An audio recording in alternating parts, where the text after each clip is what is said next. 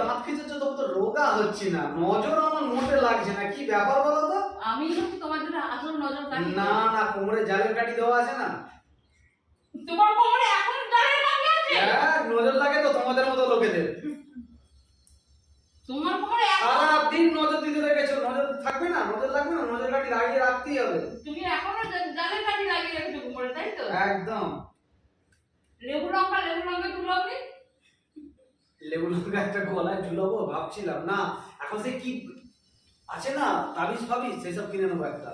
কিন্তু নজর লাগছে না তোমাদের, লাগলে কবে রোগা হয়ে যেতাম, কবে স্লিম হয়ে যেতাম, স্মার্ট হয়ে যেতাম। আর বলতে হবে না স্লিম স্মার্ট, জীবনে অনেকটা সময় কাটিয়েছো, আর তো দেখবো না তোমাকে স্লিম আর স্মার্ট। চলো যাও বুড়ো কোথাকার।